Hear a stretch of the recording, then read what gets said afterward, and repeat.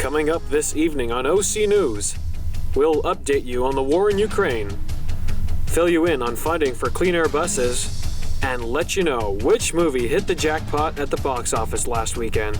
This just now in tech news, the first responder on the police. There's been a lot of collaborative efforts. I feel blessed to be here in Fullerton. Brought to you by the broadcast journalism students at Cal State Fullerton.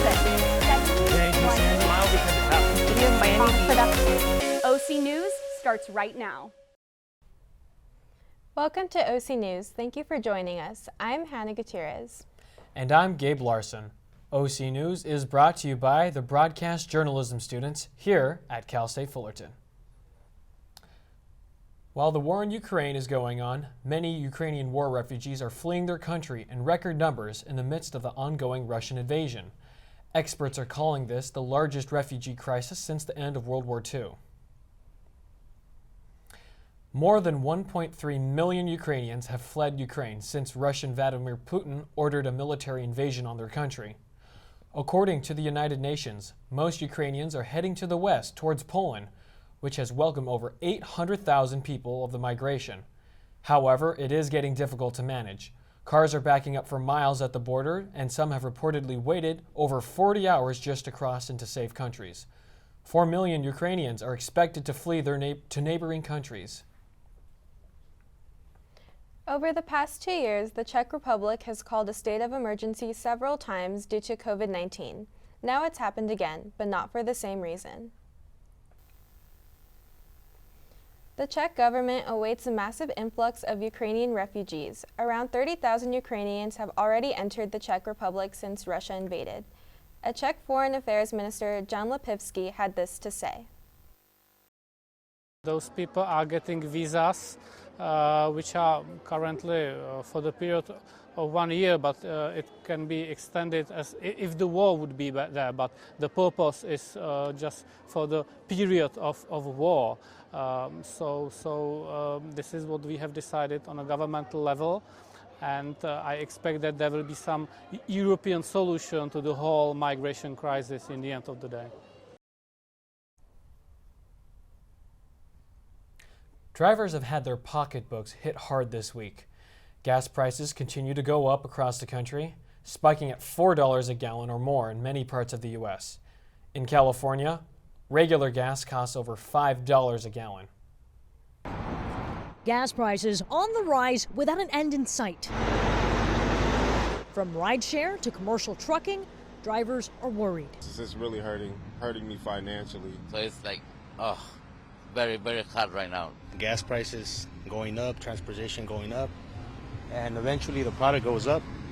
The national gas average is on its way to $4. By the end of the month, it could reach a new all-time record high. It's extremely serious. It's a potential significant threat to the U.S. economy.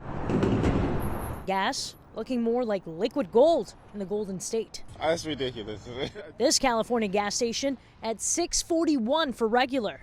But Patrick DeHaan, head of petroleum analysis for Gas Buddy, says that's only a handful of stations. A lot of those stations like the publicity. Still, Californians are the highest paying in the nation. The average price per gallon there, north of $5. Felix Cordova can't keep up. The gas prices are killing us. I'm not the only one. With no other options, he quit driving for Uber. Now, even if you put the time, you put the hours, there is no money. Not enough. So he's dusting off his resume. I'm looking for something different because it's not worth it.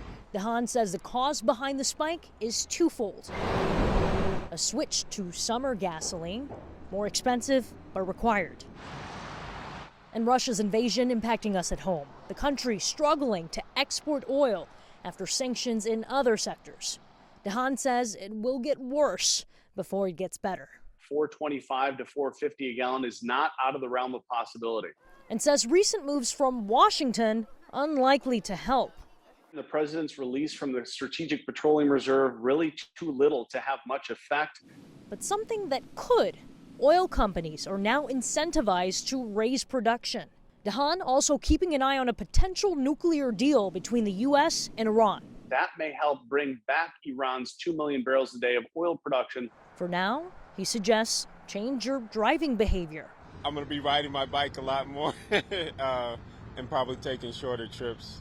And consider fuel reward programs. I'm Isabel Rosales reporting. With the increase of people receiving their COVID-19 vaccines, Amazon has decided to make a major change in their mask policy. I had the opportunity to ask some Amazon employees about their thoughts on the new policy. Let's take a look. The mask mandate was lifted for Amazon employees, including those at this Amazon Fresh location, regardless of vaccination status. The mask mandate is not only for employees, but for any customers who wish to shop in their physical locations. Personally, I feel as though lifting the mask mandate for unvaccinated people kind of defeats the purpose of what we've been working towards, as we want to keep people safe. Biden's goal was 70% vaccinated, in which he hit that goal, fully vaccinated of the population. And that's for the LA County, but that means 30% aren't fully vaccinated. And that means that sick people are also going to walk around without masks. So that's why I'm on the fence. In a statement to all Amazon employees, Amazon said, quote, "Face coverings are optional across all our U.S. retail locations, regardless of vaccination status. Of course, employees are welcome to keep their masks on, but some employees have already begun working without them. For this Amazon Fresh store in Whittier, California, most employees aren't ready to take the plunge yet, especially due to the high risk of COVID contraction in LA County." Amazon is one of the first companies to lift its mask mandate despite vaccination status for employees. We will soon see what other companies follow suit. Hannah Gutierrez reporting live from Whittier, OC News. Need a COVID-19 testing appointment? There's no need to look any further, as CSUF is now offering appointments by booking online. Reporter Mariana Torne gives us insight into the COVID-19 testing site. The Wellness Center has set up a COVID-19 site that's taking in appointments every 5 minutes. Students now have the privilege of setting a COVID-19 appointment without having to leave campus. Having testing site on campus is great because there are so many students who walk around on campus, who are hanging around with their friends, eating with their friends and stuff like that. So it's just convenient, I think. Marilyn Setta, a faculty member at the COVID-19 site, gives details to the perks of getting tested on campus. So one of the benefits of having a COVID site here is that we don't need insurance, so it's accessible to most students here. It's part of your tuition. It's also good for contact tracing and just tracking the numbers for the school. And it's just pretty accessible because sometimes it can be hard to get tests off campus. As for frequency, it's based off of symptoms or exposure. So whenever you're feeling symptoms, we recommend coming getting tested. And if you're exposed or anything like that, you can come get tested as well. It is important to keep safe and take advantage of the COVID-19 testing site here at school. I am Mariana Torne reporting for OC News. Ready for the upcoming fall semester? Find out how you can prepare yourself. Also, a safer and healthier environment is in transit for bus riders. And will we be able to attend Major League Baseball games this upcoming season? Those stories and more after the break.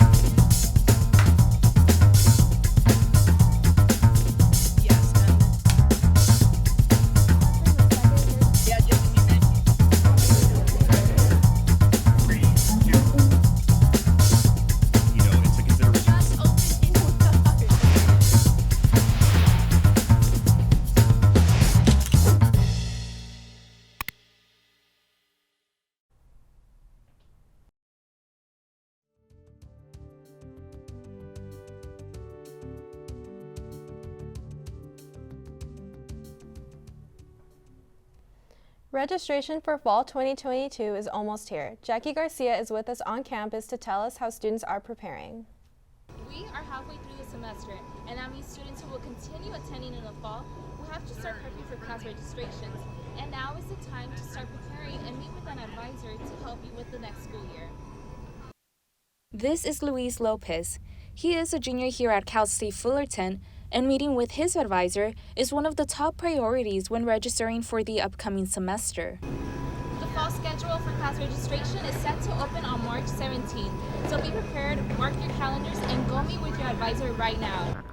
This is only my second semester here, and then, yeah, I visited my advisor both semesters. Oh, cool. And do you think it's useful then, having to do it on your own? Yeah, I would say it's definitely useful, so I know exactly what classes to take and not kind of waste my time on certain classes. Okay.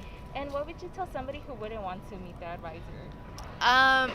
See if they have a Zoom meeting, because usually when you meet them online, it's a little less intimidating. Yeah. And it's super easy and it's more convenient, but I would highly recommend meeting with your advisor. For OC News, I'm Jackie Garcia. Having to support yourself financially can be a stressful factor in your education. Scholarships are a fast and easy way to accumulate more financial aid, though. Reporter Mariana Torne has more insight on the matter. Scholarships are offered all year around. However, students tend to overlook this matter. A scholarship is a fund that comes from private and public donors. It also requires additional applications. Naomi Lopez, a student, shares her views on why scholarships tend to get overlooked. I think it's because you have to go out of your way most of the time. It's like most of them have applications, and FAFSA is usually like pushed into, not into your face, but like they're more in your face basically. Like they're easier to access. There are many benefits to receiving a scholarship. To begin with, it's free money. In my family, scholarships are a great way for my parents who have like 3 children and who are all dependent on them.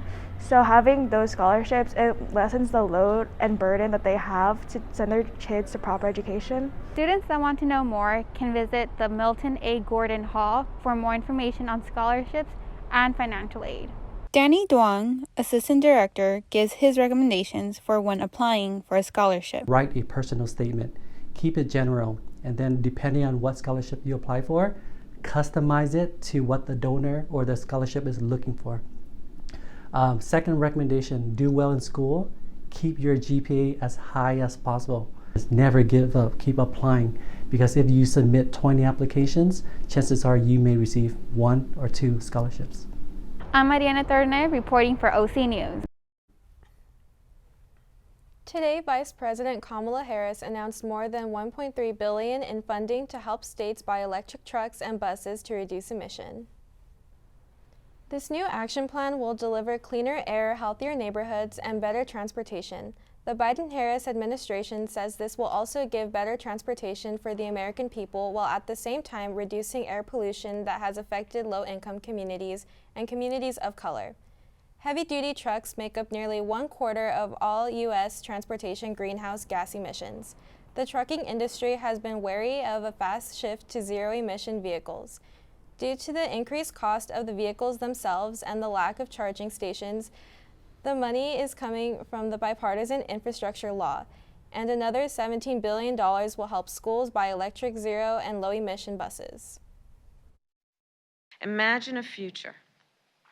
The freight trucks that deliver bread and milk to our grocery store shelves, and the buses that take children to school and parents to work. Imagine all the heavy-duty vehicles that keep our supply lines strong and allow our economy to grow. Imagine that they produced zero emissions. This year, our Department of Transportation will make available nearly $1.5 billion, yes, Administrator Regan, with a B, in grants to help cities and towns electrify their fleet of public buses, build infrastructure to support their fleet, and train workers to run it. And now an update from the world of sports. Here's Travis Jepaway with the latest. Thanks, Gabe. Taking a look into the world of sports, we have an update on the MLB lockout. A WNBA player who is being detained in Russia under drug charges and the sale of a World Championship football club owned by a Russian oligarch. Major League Baseball was supposed to start spring training on March 31st until a disagreement between the MLB, led by Commissioner Rob Manfred, and the Major League Baseball Players Association. We came to Texas to make a deal. We committed to the process, we made proposals, and it just did not happen. Most recent negotiations show that the Players Union has agreed to allow MLB to ban shifts, make the bases larger, and implement a pitch clock in the 2023 season. This leaves the last discrepancy as the luxury tax. MLB wants to raise the $210 million luxury tax to $220 million, while the players want to see it raised to $238 million in 2022 and $250 million in 2024. It made clear the rationale for an off-season lockout. It's the norm in professional sports, and we feel it's the best strategy to protect the 2022 season for the benefit of our fans. We made the mistake of playing without a collective bargaining agreement in 1994, and it cost our fans and our clubs dearly. We will not make that same mistake again. But for now, baseball fans continue to miss out on watching their teams play baseball. Now to the world of WNBA. 31-year-old championship-winning women's basketball player for the Phoenix Mercury, Brittany Griner, has been detained in Russia under drug charges. Griner was detained for possession of vapes with a specifically smelling liquid that was later tested and proven to be cannabis oil, which is considered a narcotic substance. Some fans have taken to Twitter to point out the low pay of players in the WNBA, stating that Griner is only in Russia in order to play basketball in the off-season for the extra money. Members of the U.S. House Armed Services Committee are saying that it will be very difficult to get Griner out of Russia. Here is what Secretary of State Anthony Blinken had to say in a press conference. Whenever an American is detained anywhere in the world, we of course stand ready to provide every possible assistance. We've also advised Americans not to travel to Russia. Similarly, we're advising Americans in Russia to leave. Now to the world of soccer. The Chelsea Football Club, who are world and European champions, are going to have a new owner after Roman Abramovich, who spent 19 years as the club's owner, is stepping down. Abramovich's ownership saw the most successful period for Chelsea in their 117-year history, having won a total of 20 trophies, including 5 English Premier League titles, 2 Champions League crowns, and a FIFA Club World Cup. Although Abramovich has not been sanctioned and has denied ties to Putin, he is stating he is doing what is best for the club and is stepping down as many Russian oligarchs are having their assets seized by Western nations. He is going to gift the net proceeds from the sale to a new charity that will be assisting victims of the war in Ukraine.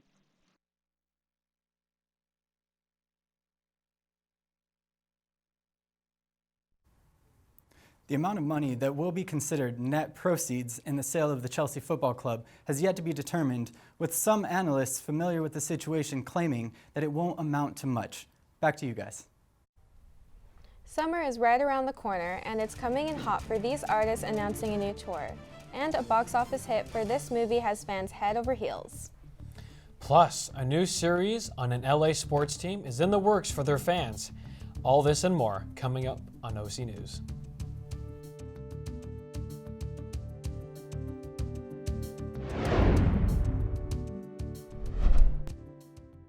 Stand is precise, no margin for error. Dare to forget that. Dare to have fun with it.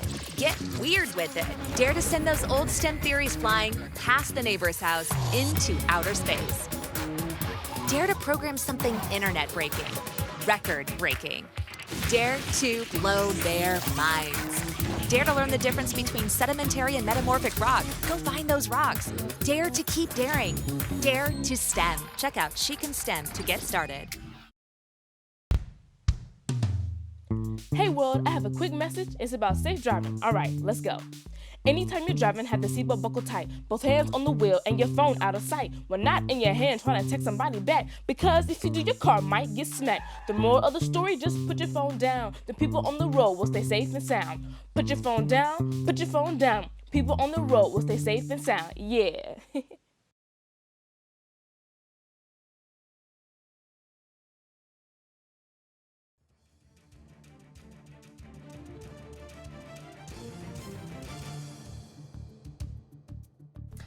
The latest Batman movie swooped into theaters this past weekend. Elena Malik is here with the latest entertainment news. Elena?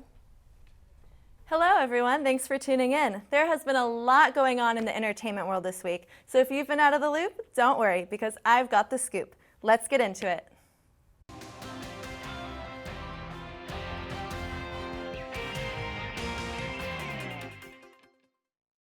Lakers fans, get ready for a treat. Last night, a new miniseries was released called Winning Time: The Rise of the Lakers Dynasty. The series highlights the team's glamorous rise to fame in the 1980s. If you're a human being with two eyes and a heart, this game, this industry, makes you feel good. A new episode of the show will be airing each week on HBO Max. When that light hits the sky, it's not just a call. It's a warning.